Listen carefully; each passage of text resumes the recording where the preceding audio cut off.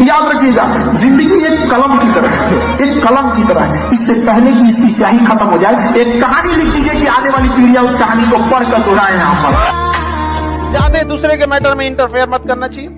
बड़े इंसान हमेशा चीजों को इग्नोर करके चलते हैं। लाइफ में सबको इंपॉर्टेंस दीजिएगा तो आपका कोई इंपॉर्टेंस नहीं रह जाएगा। समझा गया कि नहीं? लोगों को कभी इतना भी भाव मत दे दीजिएगा कि आपको रद्दी के भाव समझ जाए। जहां 2 कौड़ी के लोग अपनी बहसबाजी करते हैं, वहां समझदार इंसान चुप हो जाते हैं। समझा कि नहीं? तो कभी कभी समझदारी का भी परिचय दीजिए। 7 सेकंड तक किसी को मत देखिएगा। जब आपकी नौकरी हो जाएगी तो आप ध्यान दीजिएगा, सरकार आपको ये सब करने के लिए संविधान आपको समय देता है। कैसे देता है कि जब आपको फाइनल रिजल्ट हो जाता है, आप सेलेक्ट हो जाते हैं, आपको ज्वाइनिंग के लिए नहीं बुलाया जाता है। 4-5 महीना बाद आपको बुलाया जाता है कि आइए ज्वाइनिंग के लिए। कभी सोचे हैं कि ये बीच में का 4-5 महीना क्यों दिया गया है? आप बताइए, कमेंट करके बताइए, बीच में का नौकरी के बाद ये 5 महीना क्यों दिया गया? बताइए, जल्दी बताइए। नौकरी के बाद नौकरी हो गया तो किसी को पटाना बहुत सिंपल है। बस क्या करना है, एगो सर्टिफिकेट देके जाइए, लड़किया को बोले सुनो ना, कुछ जानते भी नहीं है ना लड़की को, मोहल्ला की है ना, बस सुनो ना, नाम हम तो जानबे करते हैं, मेरा ज्वाइनिंग लेटर आ गया है, देखो ना समझ में नहीं आ रहा है कैसे भरना है इसको, थोड़ा सा आइडिया है तो बता दो। बस कहेगी ठीक है, मेरा फोन नंबर ले लीजिए, कोई दिक्कत होगा तो बताइएगा। कहा लिए नंबर दे रही है, पता है ना, समझ आ गया, बड़ी इजी हो जाता है। और अभी से तो यूपीएससी से टॉप है लड़की को बेरोजगार के लिए फंसाना, इसलिए ये सब। एक चीज हमको बहुत खटकता है, लोग कहते हैं खाली हाथ आए थे खाली हाथ जाएंगे। हमको ये सिद्धांत चेंज करना है। खाली हाथ आए थे लेकिन जाने के समय इस देश को बहुत कुछ दे के जाएंगे लोग। खाली हाथ तो कभी नहीं जाएंगे।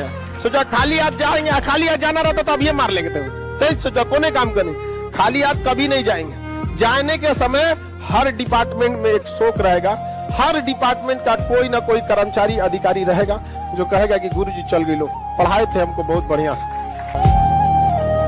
लड़की सबको देख के मुस्कुराती है, आप उसको अपना मत समझ लेंगे। हाँ?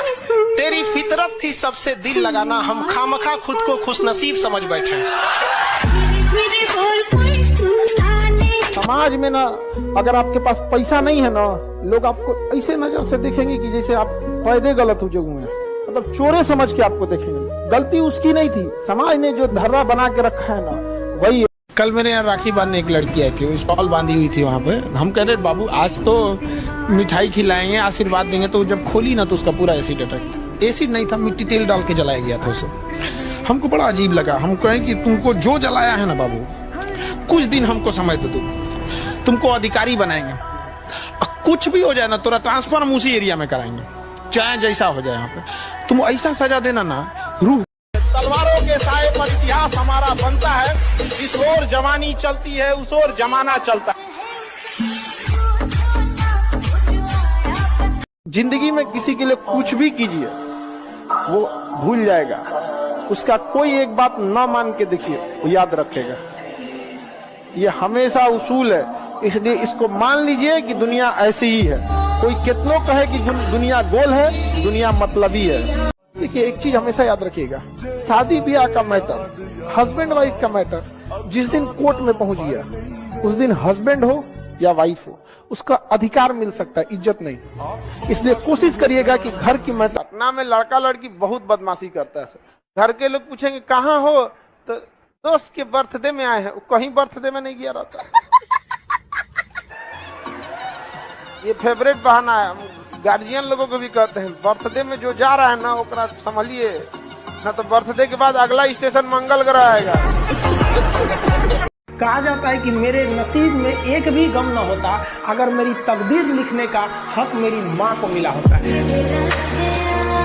ये दुनिया बहुत खराब है, उसी के संघर्ष की अहमियत समझती है जो कामयाब हुआ है। लाख संघर्ष करिए, अगर कामयाब नहीं होंगे तो कोई वैल्यू नहीं देगी दुनिया,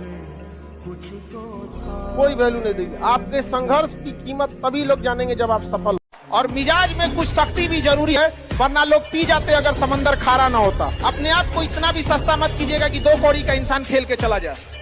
अगर नींद से इतनी मोहब्बत रहेगी तो आपके सपने ही, आपकी जो मंजिल है वो ख्वाब बन जाएगी। इसलिए नींद को त्याग दीजिए। भले जेब खाली हो, जेब में गांधी हो या ना हो, दिल में एक आंधी होनी चाहिए। जो बोले हैं, जो ठाने हैं, वो आप जिसे सब कुछ खोकर पाने की तमन्ना रखते हैं, एक वक्त ऐसा आएगा कि जब वो मुफ्त में भी मिलेंगे तो आपको मंजूर ना होगा। डेमोक्रेसी तभी सक्सेस हो सकती है जब आपके बगल से आपके एरिया का सांसद और विधायक चला जाए और आपके कान पे जू न रंगाया गया होगा। क्या मतलब है? This is democracy. ब्रिटेन के प्राइम मिनिस्टर जब गए थे अपना वैक्सीन लगवाने तो लाइन में खड़े थे। This is democracy. हमारे यहाँ मामूली विधायक जाता है तो सड़क खाली हो जाता है, ऐसा लगता है यमराज आ गया साक्षात। और ये बाप को बैठिए बैठिए, अरे कौन सी बैठिए। आपका चाहे दुश्मन ही क्यों ना हो, अगर डेली देखते रहेंगे तो भूलेगा नहीं, और चाहे कितना भी करीबी क्यों ना हो, अगर नजरों से गया तो दिल से भी गया। बाप के पास पैसे नहीं होता है, वरना बाप जैसा अमीर दुनिया में नहीं मिलेगा। देखिए आपका बचपना भले गरीबी में बीते, लेकिन बाप का बुढ़ापा गरीबी में नहीं बीतना चाहिए। भले बाप आपको साइकिल न दिला पाए हो, लेकिन उनको सरकारी गाड़ी में घुमाइएगा। दूसरे को जला देंगे यह अलग बात है, माचिस दूसरे को जला देती है हकीकत, लेकिन खुद माचिस भी जल जाती है। तो दूसरे को बर्बाद करेंगे तो याद रखिएगा, युद्ध करो युद्ध, लेकिन जब भी लड़ो अपने से बहुत बड़े आदमी चलाओ। कुछ लोग सबसे लड़ते रहते हैं, रिक्शा वाले से लड़ गए, ऑटो वाले से लड़ गए, टेम्पो वाले से लड़, जानते नहीं हो कौन हो भैया? पृथ्वीराज चौहान। कौन से पैसे? रद्दी के पैसे। अच्छा, सिर्फ 4800। पिछले साल तो 6200 की गई थी। 400 किलो रद्दी थी, 12 रुपए के हिसाब से 4800 ही तो हुए। 1400 रख लीजिए। हुकुम जी, जो हिसाब था वो सीधा सीधा आपको दे दिया मैंने। देख रहा है हरिराम, कितने आराम से झूठ बोल रहा है। अभी से हाल है इसका। आईपीएस बन गया तो पूरे देश का लूट लेगा ये साला। चोर की औलाद। अब कुछ और बोला ना।